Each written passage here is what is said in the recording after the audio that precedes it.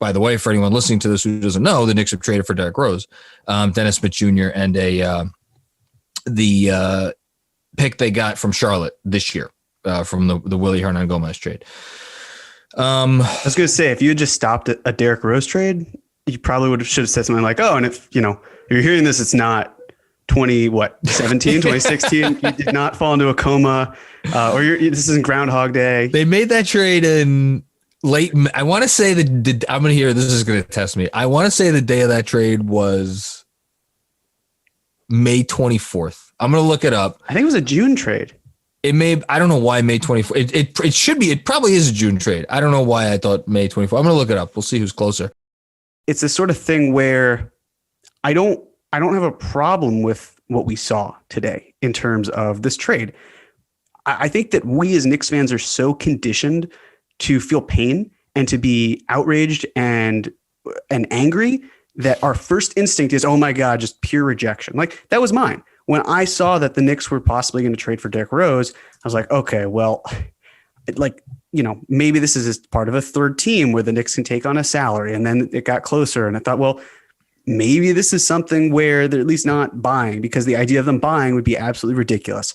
And then you find out what the haul is for Detroit, if you can even call it that. It's basically a little less in matching salary. Not sure you can call it that. And it's a second round pick. And again, like I don't mean to put down second round picks, but here's the reality of it. Second round picks are incredibly risky because you could of course you get a Mitchell Robinson with your second round pick. But if you think Mitchell Robinson is the norm in any sense of the word, then you are just fooling yourself. Second round picks are ridiculous lottery tickets. And if you're looking at something that's like in the early to mid 40s, it's not going to yield you something that's so stand outish that you can't replace that. Like Dotson, for example. I know that a lot of people love Dotson, but the one thing we found out is that Dot is replaceable. And that's essentially what that later second round pick is. It's usually a replaceable thing. Like the Detroit pick, that is going to be right at the cusp at the end of the first round. That is a good pick. You don't trade that pick unless you're moving up, because you have to consolidate in some way, most likely. And the Knicks were never going to have 4, picks from this draft. It just was never going to happen. So with this idea of Derrick Rose, again, this wouldn't have been a trade I wanted, but it comes down to really, I guess you could say 4, but you could consolidate into 3 things. Number 1 was the cost of business, right? And the cost was pretty good. Again, like you took essentially dead salary of Dennis Smith Jr. and you took on $2 million extra in money. Okay. And you traded a second round pick that's going to be like, in the early to mid 40s. Fine. And rarely do teams make 4 picks and keep all those. Like at some point they were going to have to move one of those picks, and they moved the worst of them. So right. And the advantage to having that 4th pick is really, if you're not going to consolidate, it's to draft a player who's maybe international. And then that way you can have their draft rights and use that to send out in a trade. But you can still, again, like look at what the Knicks did in 2015 with Louis Laborie. They bought the 57th pick from the Pacers, and they can use his rights to trade for, anything. Just you have to send something back. So that was the first thing. The second thing, of course, comes down to what is Derrick Rose's role going to be? Yeah. Because which I think is the most important thing. Absolutely. At least right now that we've gotten past that first part, that is 100% the most important thing, because Derrick Rose is not a starter. That has not been his role. Since leaving the Knicks, he has come off the bench in 75% of his games. And you'd like to think that continues based on his usage level, which is high. And the fact that when you have Randall and you have Barrett, you've got mouths to feed. You don't need someone at the point who's completely off ball. Like you want someone who can cut, you want someone who can handle it, but you don't want someone who's just, going to be like Peyton, where they're in so many ways a black hole offensively, and their assist percentage is down to a ridiculous degree because he's just not performing well. And the third thing comes down to, again, I guess you could shift over to Peyton. How much time is he going to get? Is he going to be on this team long term? Can you trade him for someone? Can you get him to waive his no trade protection? Because the thing with Peyton as well is he is salary filler. And I know that when some people hear that, they think, well, the Knicks have $15 million in salary. Why do they need to use him as salary filler? For the same reason that they just used Dennis Smith Jr. in a trade. They used him as salary filler. They used him to be able to make the money work. They could have done it separately, of course. But if you take in Dennis Smith Jr., if you take in Derrick Rose, then you're down to what? About maybe $10 million in cap space, you're losing money that you could have used. And that's a problem, which is why using a player like Elfrid Payton, like Dennis Smith Jr., in that case, it gets you closer to making the deals you want. And the fourth thing I'll say, and then I'll turn it back to you, Immanuel Quickley. Again, you have to figure out what his role is going to be. I think that you have to give him significant minutes just because of the fact that he deserves it. But because if you're trying to figure out what this whole thing is long-term, you want to see him getting minutes around your best players. And that's vital. It can open up so many different avenues because if you have Derrick Rose solidifying your bench and actually, giving you solid minutes, and you also figure out a way to, as I believe Woj has tweeted out, get Austin Rivers off of the team, that opens up a ton of new avenues. So yeah, I know I've said a lot, but no, that was a great precursor. I wanted to throw in there in terms of the Austin Rivers, just to update all of the news that's currently out there. That Berman kind of snuck it in his article that Rose is the one who's Rivers is going to be the one likely to be out of the rotation. And then Woj in his ESPN piece noted that what the hell was his wording? Rivers is likely to be a player that could be of interest to teams around the trade deadline. That's help make my client look good. That's what that is. And but there's something to be said about Rivers in that his contract is great. And I'm not just talking about the non-guaranteed portions. It is. It's a good contract. But the other really fun clause about it is that it's not guaranteed after the moratorium. So all of these teams can essentially have his money on the books and use that salary to make a trade and then non-guarantee it at a certain point. Yeah. And that's really important for teams that are going to be like severely capped out or in the luxury territory. So I can see that being beneficial to other organizations. Just reading Bobby Marks' tweet. Interesting to see where Derrick Rose falls on the pecking order of guards and who loses minutes as a result. Rose graded out to a second-round pick when it comes to a return value, and I do not think the New York Knicks overpaid to get him. Could be a rare win-win for both teams. I think this is going to be most of the consensus around the league. I think most of the league is going to look at this trade as like, all right, the Knicks had the worst point guard situation in the league, and they got someone who is not an answer to their point guard problems, but is someone who will help. And I think I said it on the live stream I did after the game that, to me, I have not watched a ton of Detroit basketball this year. I don't know if you have, Jeremy. I've watched a handful of games, a quarter and a half there, quarter and a half here. I haven't watched a ton of Rose, obviously. I just know in terms of his numbers, it's essentially he is passing more in relation to his overall usage than he ever has in his career before. So he's looking to get others involved, it would seem. And he's struggling immensely around the rim. He's shooting better from three than he ever has before, but I'm not sure if it's on significant enough volume to make a difference. However, I think he does pose more of a threat than Elfrid Payton. Not that talk about the world's lowest bar. So as a kid who wore fat kid jeans, they were called Husky brand jeans. That's what my mom was like, they're not for fat kids, they're for Husky kids. I could say this, it's like being the thinnest kid at fat camp. Anyway, he'll help. I think he'll help. And I think if you need proof of the fact that he'll help, just look at the other four teams that are rumored to have been in on him. It's Brooklyn, it's Miami, it's the Clippers, and it's the Lakers. You may not trust the Knicks front office as far as you could throw them, but those four front offices seem to have some modicum of a clue as to what they're doing. Brooklyn maybe less so because they're in a little bit of a desperation situation, but the other three for sure. Just on Rose, yeah, this is a big, okay, let's give it a shot. What do we have to lose?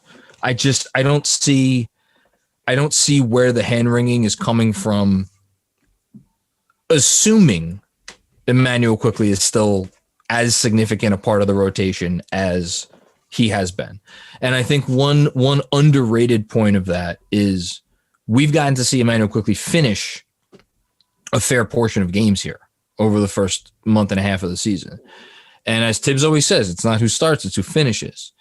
And I think Immanuel Quickley has gotten a lot of those opportunities because Elfrid Payton has been so bad.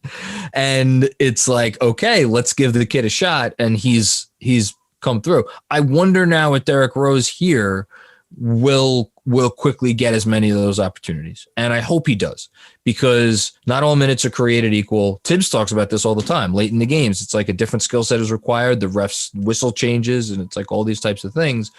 And I think you look at quickly, and there's some good and there's some bad. He came into the game against Miami, and we should say it was a well-played game. They missed some shots down the stretch. I don't know what there is to say about this game. It was a good game. It was a competitive game. We could talk about the RJ Barrett not being on the court at the end if you want to touch on that. But quickly comes in the game and immediately breaks down the defense and throws an alley-oop to Mitchell Robinson. And if it was, I want to say maybe that might have been the last meaningful basketball of the game for the Knicks. Maybe Randall had one after that. That was it.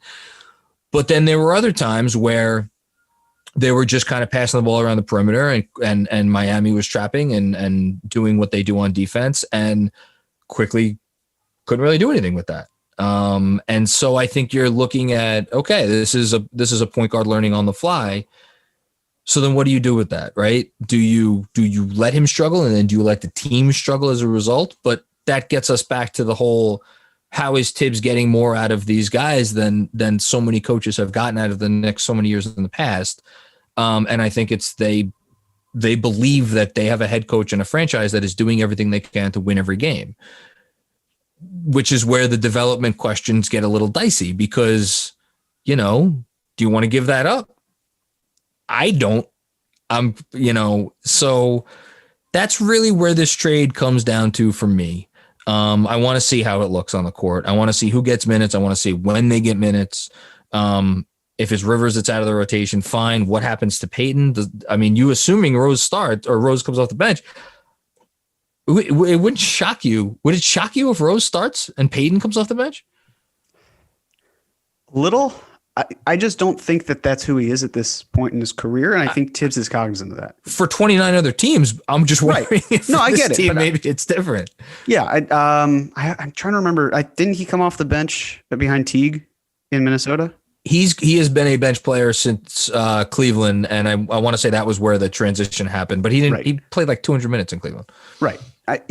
Yes, and it's also going to be fascinating here because you'd cited Rose's numbers this season, and you're right. Around the rim, it hasn't been great, but he's also played half.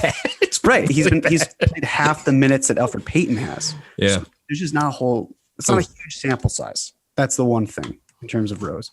I think a lot of it. I was talking about this, how we're conditioned to kind of feel fear as Knicks fans. Oh, I want to get back to that too. Yeah.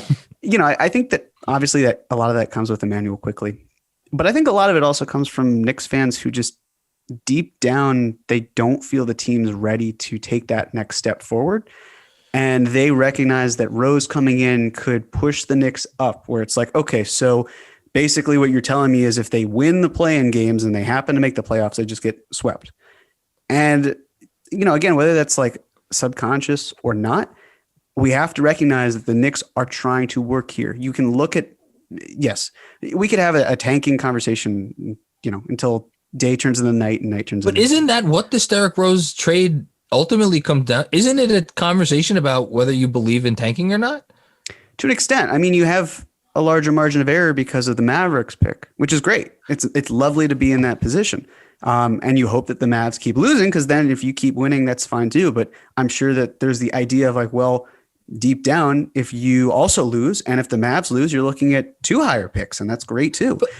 But then you get into the whole thing of like, well, Emmanuel Quickley was just drafted 25th overall. So again, I don't want to get into that debate. It was more just a thought that came to my mind, because I think as well with Derrick Rose, it's like, well, we've seen this movie before, and I honestly don't know if that's true. Listen, the Knicks and Derrick Rose are at 2 very different points in their lives. The Knicks are obviously not a sentient being. You're talking about it like it's a relationship. Right. Well, it kind of is. Can you believe Johnny and Marie got together again? They didn't learn their lesson the first time. Oh my God, he still has the scars, literally. Yep. But yeah, they're different people. They are. They're different people. Listen, the Knicks under Tibbs are very different than Rose running the triangle under Hornacek under Phil Jackson. It's just a different point in time. And I don't think that we can look at that experience and say it's going to be exactly like that. It's going to be a disaster. And for the people who are, sounding the alarms, I'm not even saying you're wrong. because it's very possible that this could just be Tibbs going all in. But it also feels to me like every step of the way for the last, I don't know, since maybe Tibbs was hired back in late July, I think, it seems like there's always been this fear of, well, the Knicks are going to go for it and they're going to push all their chips into the middle and they're going to go for it. And then they don't. And then it comes up again somehow. And then they don't do it again. And then it comes up like today. And again, no chips have been pushed in. Right. Again, there are periphery ancillary moves you can make as long as you don't sell the meat and potatoes for magic beans, you're going to be fine. That's okay. And that's the beauty of using the leftover cap space you have. You can buy and you can sell. You can take on, like if you trade Austin Rivers for a draft pick, that's great. If you take on salary, that's cool too. There are things that you can do here that you have the flexibility to do. And that is why, again, like we can view this Derrick Rose trade as itself, but we also have to look at the bigger picture. And it's why I don't believe we can truly judge this trade until the end of the trade deadline when we see what the team for the rest of the year looks like, because otherwise it's like looking at one piece of the puzzle and saying, well, that's what the puzzle looks like. It doesn't. It's just a piece. That's it. And I want to see what the rotation looks like. I want to see what it looks like. Not only the first game that Derrick Rose is here. I want to see it over the course of the first 20 games that Derrick Rose is here. Want to see what happens at the trade deadline. I want to see what they do in the offseason. As you mentioned before we came on, Ian Begley reports that it's reasonable to expect the Knicks to look to Derrick to re-sign Derrick Rose in the offseason. Otherwise, why would they trade for him now? I'm certainly not going to question Ian. So yeah, there's a lot that goes into this. I see very little downside risk.